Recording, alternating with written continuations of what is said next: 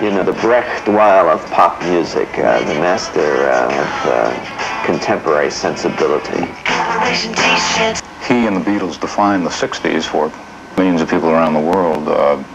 Was there a new concept behind the album you were working on with him?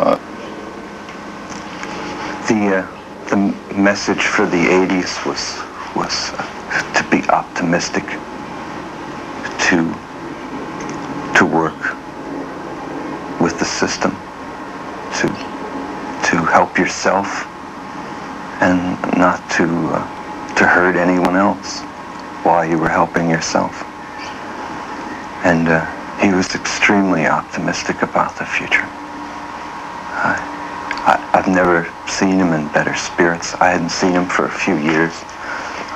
I saw him in LA when things were bad.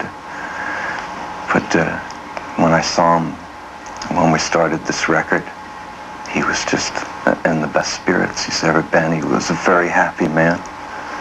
He was fulfilled by his family. And Yoko was wonderful for him. Had taken care of his life. He was just feeling so well that he felt if he could come back from the depths that he was in the mid-70s, that anyone could, that not that he was a guru or he was going to show anyone the way, but he was just really up, and I think he was trying to point out to everyone how important your family is, because that was one of the things that really brought him up, was his son, both of his sons. In fact, one of the cuts on the album is called Cleanup Time, which is what he was trying to tell us. The second example, that it was time to clean ourselves up. Clean up time. Yeah, clean up time.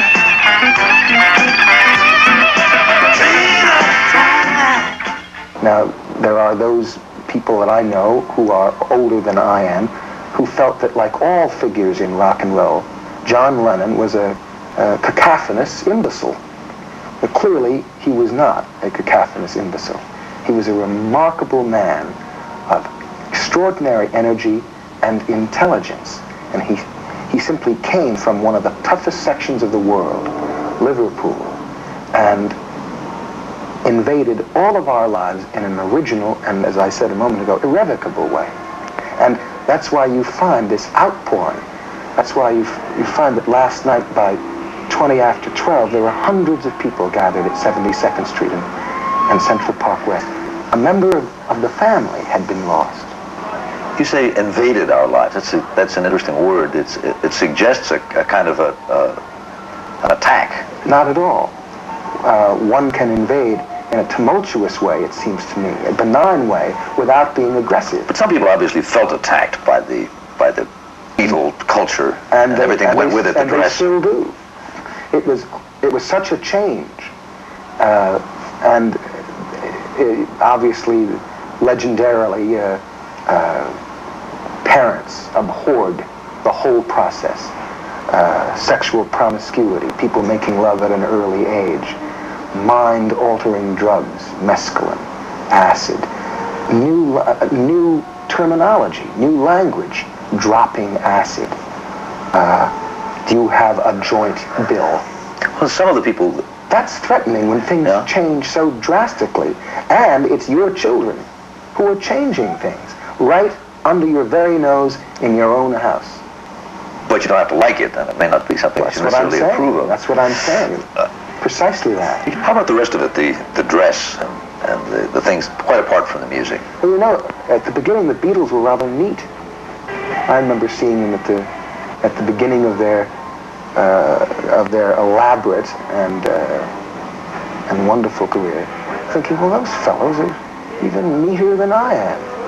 And I had preceded them just a bit. I had just begun to grow my hair a little long. And I was kind of looking over my shoulder at people and around. I had my eye out for, was this okay? I had always felt in my high school years and early college years that I was uncomfortable in my suit and in my tie. And I thought I looked ludicrous in my short hair and my crew cut. I didn't feel comfortable. I didn't feel physically or emotionally comfortable with the way I looked.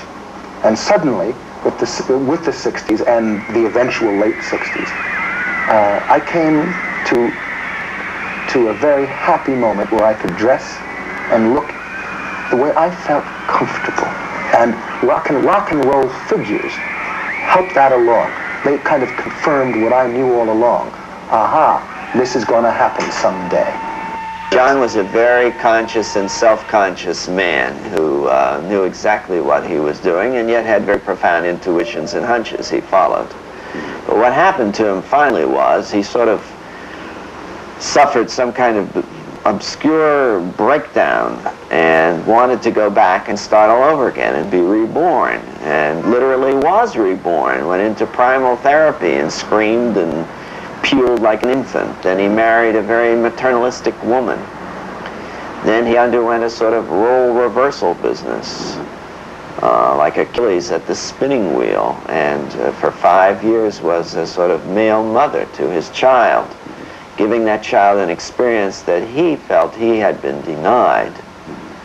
And then finally, in his latest record, which is a big hit, he came back really very much to where he stopped recording with Abbey Lane in about 1970, in a very sophisticated, almost parodistic version of his original style.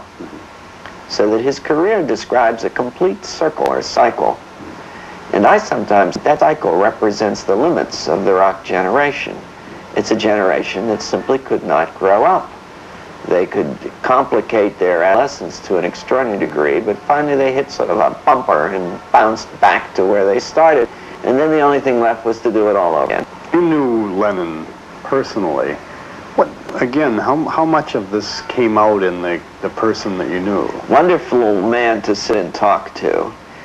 One of the very rare celebrities, perhaps the only one I've ever interviewed in a lifetime in journalism, who you could ask anything to and get a very realistic and shrewd answer with no covering up, no copping out, no excuses, no sentimentalizing, no pieties. Just tell it the way it is. A very tough kind of mind, then. Very tough kind of mind, yet a very human and genuine person, someone who hadn't achieved toughness by killing his emotions. When you look at the Beatles and Lennon, what did he bring to that? He brought the muscle. He brought the brains. He brought the sort of street smart, tough, poor boy in Liverpool attitude. He also brought a lot of the verbal wit and dexterity and the humor and the sort of extravagantly American style. He loved America. He loved New York. His love for New York is what finally did him in, because he succumbed to one of the great New York delusions, that when you come to this city, you become an anonymous, invisible presence, and you can float around and do anything, and no one will go for you. It's a big mistake. It cost him his life. Finally, that world got to him. The illusion of being totally invisible in New York is one that draws people and enamors people like John of New York. But it isn't true. You're really in a little village in this town, and you're just as conspicuous as you'd be anywhere else, but you have to be a New Yorker to recognize that. She told me, yes, you can walk on the street, you know. She says, you will be able to walk here, but I would be walking on tents like that, waiting for somebody to say something or jump on me and like that. And it took me 2 years to unwind, I can go right out this door now and go in a restaurant. You want to know how great that is?